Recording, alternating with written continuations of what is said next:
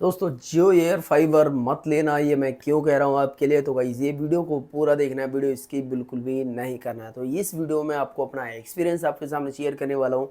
जैसे कि मेरे वीडियो में आपने शुरुआत में देखा होगा, मैंने बोला था कि कुछ दिनों तक आपको जियो एयर फाइबर के वीडियोज़ देखने को मिलेंगे, क्योंकि मैं गया था किसी फ्रेंड सर्कल के साथ में। जियो एयर फाइबर कैसे इंस्टॉल होता है, क्या क्या पार्ट उसमें निकलते हैं और क्या क्या कस्टमर को फैसिलिटीज़ मिलती हैं, ये सारा कुछ मैंने उसमें देखने के बाद मैं रिव्यू किया, उसके बाद में वीडियो बनाया। और फाइनल वीडियो जो रहने वाला है आज का, कि जियो क्यों नहीं लेना चाहिए और क्यों लेना चाहिए, सारा कुछ इसमें डिस्कस करने वाले हैं। कुछ अच्छाइयाँ हैं और कुछ इसमें जो कि बैड कमेंट हैं लोगों के, ठीक है जी। तो दोनों में हम बात करने वाले हैं। सबसे पहले अगर हम बात करें, देखो इसमें क्या मतलब अच्छा है, जियो में नई टेक्नोलॉजी है जो कि एक छतरी की तरह जो छोटा सा बॉक्स होता है वो लग जाता है। और वो लगने के बाद में क्या होता है, टावर से इसमें सिग्नल आता है। सिग्नल आने के बाद में एक वायर जाती है जो कि आपके घर तक जाती है, जहाँ तक आप राउटर रखेंगे, चाहे आप बालकनी में रखें या कहीं पर भी रखें आप अपने हिसाब से। फिर उसके बाद में नई टेक्नोलॉजी ये है कि वहाँ से जब आपका वाईफाई ऑन हो जाएगा और एक जियो 4K set top box provide करता है जिसमें 4K सपोर्टेड है और क्लैरिटी वगैरह बहुत बेहतरीन आती है सभी डीटीएच के मुकाबले। हालांकि मैं देखो सभी डीटीएच के रिव्यू करता हूँ, तो उसमें देखा होगा आपने, इसमें जो मैं बता रहा हूँ 4K सेट टॉप बॉक्स में बहुत ही अच्छी पिक्चर क्लैरिटी देखने को मिलती है जियो में। ये तो एक अच्छी बात है, ठीक है जी। और OTT वगैरह भी काफ़ी ज़्यादा हद तक इसमें ठीक ठाक मिलते हैं। तो इसमें नई टेक्नोलॉजी है। और बाकी 4K सेट टॉप बॉक्स में आपको कोई केबल लगाने की ज़रूरत नहीं होती, राउटर से या छत से कोई केबल नहीं आती बॉक्स तक। सिर्फ और सिर्फ ये वाईफाई से कनेक्ट होता है। 800 टीवी चैनल मिलते हैं, मतलब कि बहुत ज़्यादा टीवी चैनल्स आपको जियो एयर फाइबर में देखने को मिलते हैं। तो ये तो सारी फैसिलिटीज़ हो गई और ये सारे मतलब कि कस्टमर के लिए बेनिफिट हो गए कि आपका जो सेट टॉप बॉक्स है उसमें तार लगाने की ज़रूरत नहीं है। 800 टीवी चैनल्स हो गए, पिक्चर क्लियरिटी बेहतरीन देखने को मिल जाती है, 4K supported set top box है। तो ये सारी चीज़ें हैं, ठीक है जी।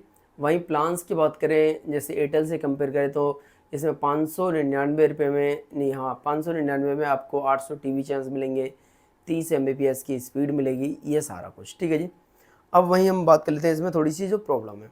प्रॉब्लम देखो क्या है, नेट की स्पीड को लेकर के, ठीक है जी। नेट की स्पीड को लेकर के शिकायत बहुत सारी हैं, कई सारे मैंने कनेक्शन लगाए, 5-7 कनेक्शन, और उसमें कई जगह तो 30 Mbps क्लियर उसी टाइम शो कर देता है। और कई जगह जो कि है, जो जियो वाले हैं, जियो वाले कहते हैं जी हमारा जो सेट टॉप बॉक्स है वो अपडेट होता है, कम से कम 2 से 3 दिन का टाइम दीजिए, 3 दिन के अंदर अंदर आपकी जो है कॉन्फ़िगर करेगा टावर से राउटर को, उसको आउटडोर को। उसके बाद में जो आपकी स्पीड है वो बढ़ेगी 3 दिन के बाद में, ठीक है जी। तो ऐसा वो फुद्दू बनाते हैं, कुछ भी करते हैं, एक तरफ से कुछ भी मान लीजिए आप, तो 3 दिन बाद आपको स्पीड देखने को उसमें मिलेगी। हालांकि ये श्योर नहीं कि मिलेगी या नहीं मिलेगी, ठीक है जी। एक ये हो गया। वहीं एक इसमें जो सर्विस का एक है, आप अगर कंप्लेंट करते हो तो इसमें जो है सर्विस बहुत देर बाद आते हैं कभी 10 दिन 8 दिन या 4-5 दिन बाद आपकी जो सर्विस कंप्लेंट है उसकी आपको सैल्यूशन देखने को मिलेगा, ठीक है जी। तो मैन देखो सबसे कस्टमर को क्या चाहिए होता है, मैन सर्विस चाहिए होती है। अगर कभी बाई चांस ख़राब हो जाता है आपका राउटर, कुछ लोगों का बहुत ज़्यादा इंटरनेट से अर्जेंट काम होता है, अगर एक दिन के लिए नेट बंद हो जाता है तो बहुत ज़्यादा नुकसान हो जाता है लोगों का। तो नेट बंद नहीं होना चाहिए। अगर नेट बंद हुआ तो सेम डे, अगर रात को कंप्लेंट कर रहे हैं आप 6-7 बजे कर रहे हैं तो कल के दिन ठीक हो जाना चाहिए, जो कि कस्टमर एक दिन अपने फ़ोन से काम कर ले उसके नेट से। अगर 8 दिन तक ठीक नहीं हो रहा है तो वहीं कहीं ना कहीं देखो एक बार ज़रूर लगा लेगा जियो कोई भी बंदा, लेकिन उसके बाद में उसका जो रिचार्ज जो उसने दिया है 3 महीने का, उसके बाद में जो है वो उसको डिस्कनेक्ट कर देगा।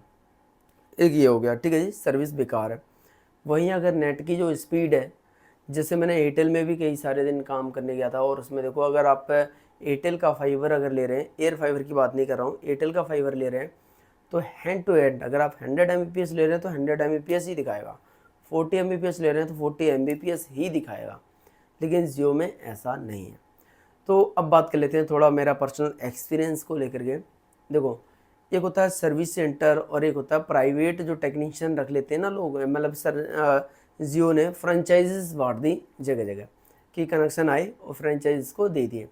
और फ्रेंचाइज क्या करती है, वो कनेक्शन लगाएगी तब उसको वो पैसा मिलेगा और जियो उसको पैसा देगी।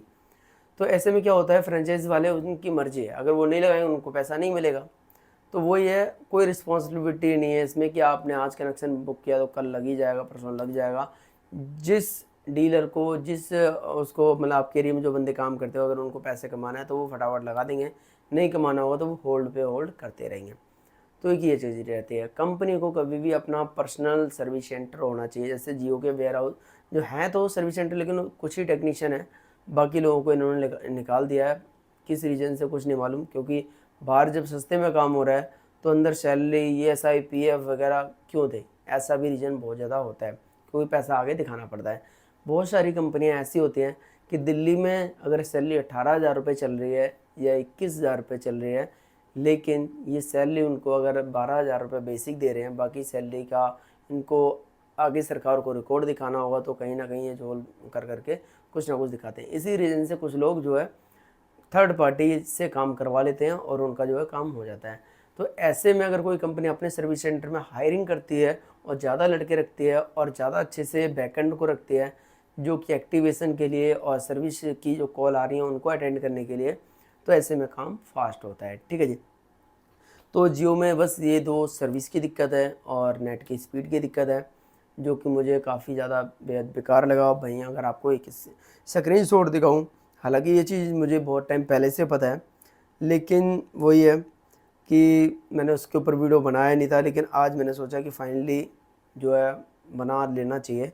आप यहाँ पर देख रहे हैं, ये भाई लिख रहे हैं, भाई मैं सबको समझा रहा हूँ एयर फाइबर मत लेना प्लीज़, प्लीज़ भाई, ठीक है, वरना बहुत पछताओगे, क्योंकि इन्होंने देखो पैसा दिया होगा, पैसा दिया, अगर वो चीज़ ना मिले आपको, डब्बे डब्बे तो रख दिए, मतलब घर पे एक छत पे डब्बा लगा दिया, एक राउटर लगा दिया, एक टीवी पे लगा दिया, उसके बाद में अगर उसमें स्पीड ही ना मिले, ना तो आपका 4K सेटअप बॉक्स चलेगा, ना तो आपका मोबाइल चलेगा, पैसा बर्बाद, ऐसा होता है। ठीक है जी।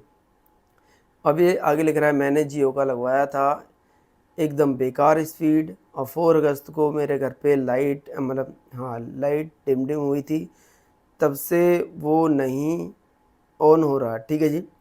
मेरे घर में लाइट एकदम सही आ रही है, और आ रही है, पर फाइबर भी नहीं ऑन हो रहा है। मैंने 4 को ही कंप्लेंट करी, तब से बोलते हैं कि आ जाएंगे कल आएंगे, ऐसा बोलते हैं। ठीक है जी, विजिट करने के लिए टेक्नीशियन, लेकिन 17 दिन हो गए।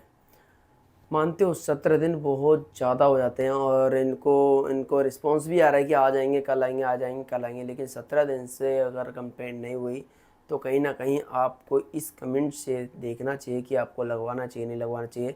हालांकि कस्टमर किसी भी स्टेट का हो, कहीं का भी हो, अगर उसने जियो एयर फाइबर लगाया है तो जियो की रिस्पॉन्सिबिलिटी बनती है कि उसको ठीक करके देना चाहिए, क्योंकि उनका उसका पर डे का पैसा बर्बाद जा रहा है। या तो पर डे का पैसा है वो, या तो वो रिटर्न करे तो ठीक है, लेकिन रिटर्न की किसी भी कंपनी में पॉलिसी नहीं है। अगर आपका सेटअप बॉक्स ख़राब है, बंद है, पैसा नहीं मिलता है।